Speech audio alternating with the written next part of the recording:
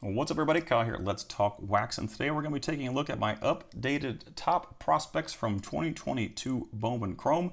Now this list was quite small. I do have several honorable mentions, but we're only going to be looking at my top 5. I usually do top 10s for all these releases on the channel. If you enjoy this content, be sure to subscribe so you don't miss those videos. But I only did a top 5 on this one just because of the limited amount of eligible players. Now, like I said, I have some notable graduates on this list. We've obviously got Jackson Chourio and Cedanne Rafaela and some others, and we've got a bunch of honorable mentions that were Let's Talk Wax rank of 3s. But before we jump into the honorable mentions and the notable grads, I'm going to go over my ranking system to clear up any confusion that you may have with that. So here's a quick look at my 2 ranking systems that I use in all of my content. My Juggernaut stats-based ranking system is very objective, and like I said, it is stats-based only. The only thing this Juggernaut ranking system does not put into play is defensive upside.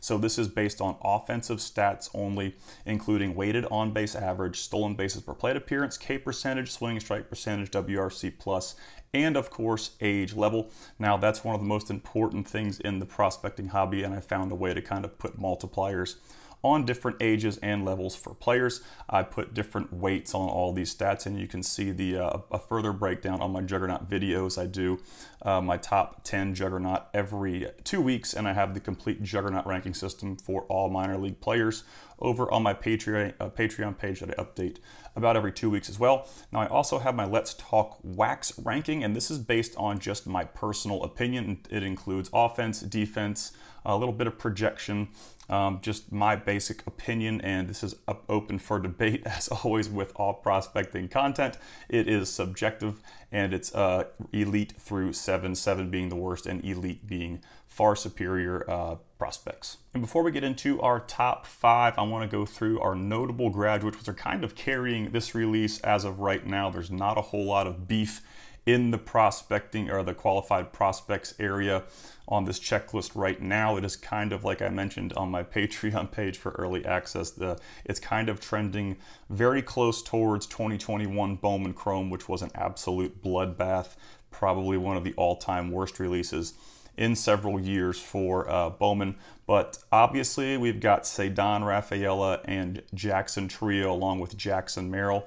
Now Jackson Merrill does not have a first auto at all. He has a non-first in this release, but it's technically his first Chrome auto. It just doesn't have the emblem. He did have a first Chrome back in 2021 Bowman draft, so he was not eligible for a first Chrome since this was a later release, but it is his first auto, whether or not it has the first emblem on it.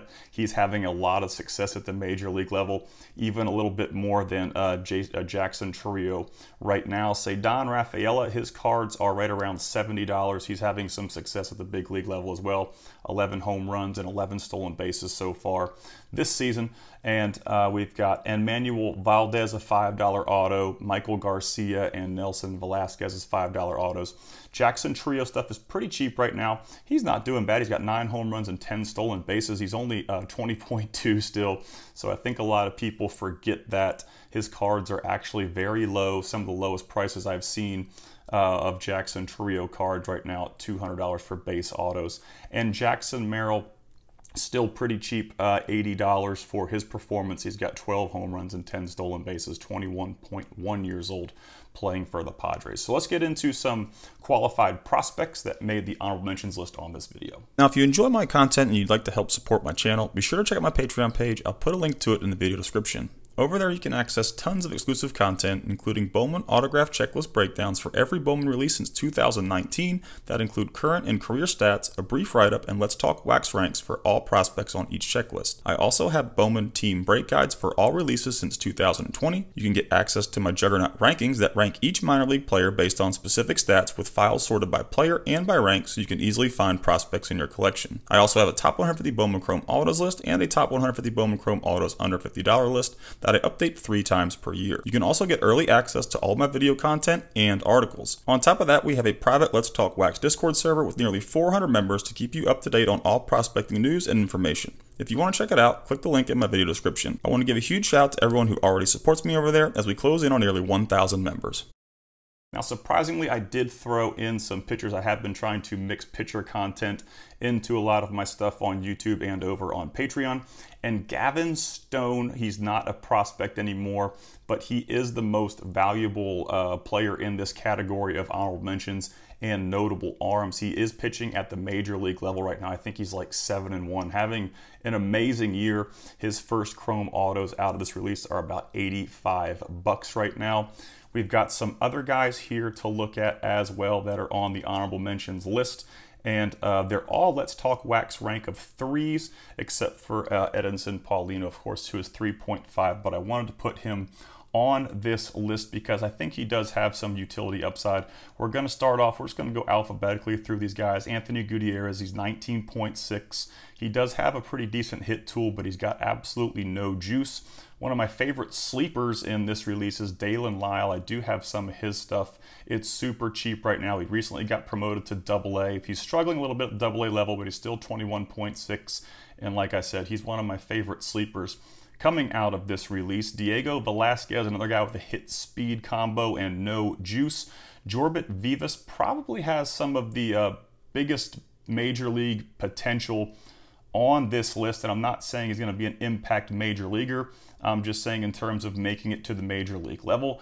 The majority of prospects that you come across out of Bowman releases will never see the major league level. They may have some small sell windows that occur throughout their minor league career, but I do think that Jorbit Vivas does have a shot of making his professional debut with the New York Yankees. He is a Dodger on his card, but he's currently with the New York Yankees as far as his current organization.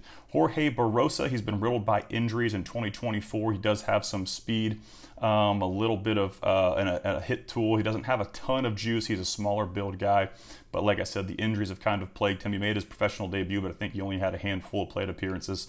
Leo Balcazar had an injury last year, a knee injury that kept him out the entire season. He was promoted, or he started the season in high A this year, and he is trending way down. His numbers are very rough right now.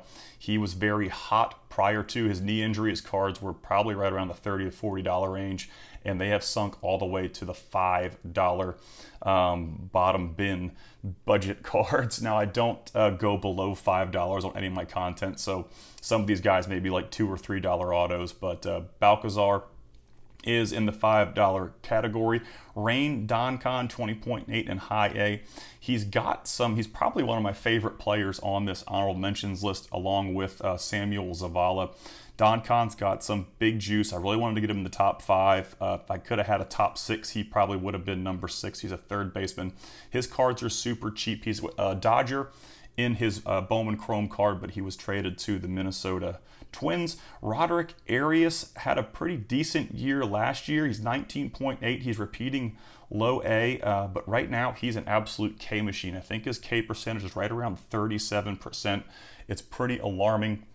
He does have speed, power, upside, but that ceiling is just as high as his K rates right now. And his cards are all the way down to $30. I think that's an all-time low for him. Samuel Zavala, 19.9, making his high A full season debut. I figured he wouldn't have excellent numbers. Like I said, he's pretty young. There's no red flags. He's not striking out at alarming rates. He doesn't have incredibly high ground ball to fly ball rates. There's really nothing that sticks out as truly bad. He's just not producing right now, so hopefully he can make it in the back half. He can improve his numbers. He's no longer with the San Diego Padres. He's going to be a Padre on his card in this release, but he's with the Chicago White Sox. He was part of that Dylan Cease deal. Wilfred Veras, another Chicago White Sox, 21.6 in AA. He's got big juice, but he's also got some big swing and miss and doesn't walk. Yasser Mercedes is making a comeback. He really struggled in 2023 after a solid year in 2022. He is a testament to I always throw this warning out there to new prospectors or prospectors who may not know this, but I tread lightly on DSL stats. I try not to go tread very heavily on DSL stats because they are a bit inflated. I've seen handful after handful after handful of prospect perform well in the DSL and come stateside and just completely melt down. So tread lightly on DSL stats, but Yasser is doing well. He's got really good numbers. He's repeating the complex league, which isn't very exciting. I would like to see him doing damage in low A, but hopefully he can get a promotion by the end of the season. Yordany De Los Santos, he's another $5 auto out of the complex league. He's got 5 home runs and 18 stolen bases at 19.3. Another guy I'd like to see in low A, having a great year, pretty cheap for a little speed power look there. But hopefully he gets up to the low A level. And as I mentioned before, Edison Paulino down at 3.5. And we've got Graham Ashcraft that made his major league debut for the Cincinnati Reds, 26.3. He's a $5 pitcher. All right, so we are to the part of the video that all of you are mostly here to see, my top 5 current prospects out of 2022 Bowman Chrome. Now, I did cheat on this video. I added Brady House to my list to kind of beef it up a little bit. I was worried about not having a very good pool of prospects to talk about in my top 5. Like I said, I usually do a top 10, but I could only find 5 or 6 prospects with a Let's Talk Wax rank higher than a 3. So I did put Brady House on this list, even though his Chrome auto in this release is a non-first. He has a first Chrome in 2021 Bowman draft. So I did want to put that out there before I jumped into the top 5. At 5, we've got Ricardo Cabrera, who had a really good year in low A last year. I was excited to see him possibly in high A in 2024. That did not happen. He's repeating low A. He's playing third base, no longer at shortstop, 19.7. And his numbers are solid right now. I did have him as like a 1.5, I think, coming out of the 2023 season, and he's bumped up to a 2. Just because, like I said, I was really hoping to see him in high A and to see what he could do at that level. But he's repeating low A, not with the numbers that he had in 2023. But like I said, still some solid numbers, a career 285 batting average with 167 ISO. He's got a 21.2 K percentage, no red flags, and his cards are right about $40 right now. At number 4, we've got William Bergolla, who is number 42 on my Juggernaut ranking system. He's the highest ranking prospect in this top 5 based on my Juggernaut.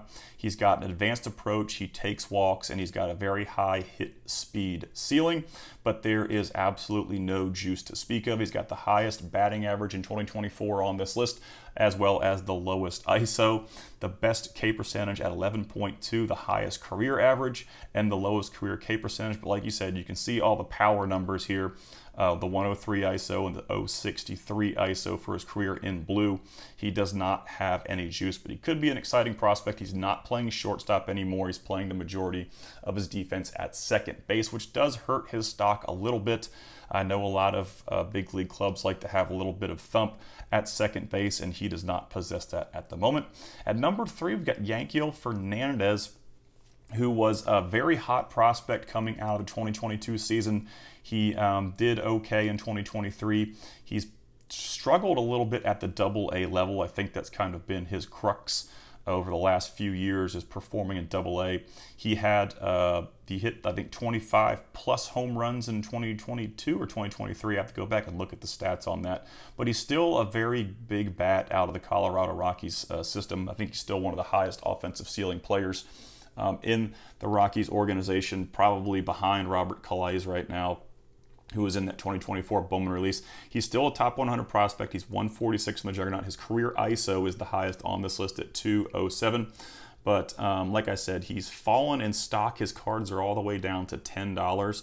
But I still think there's some positives here with Yankiel Fernandez.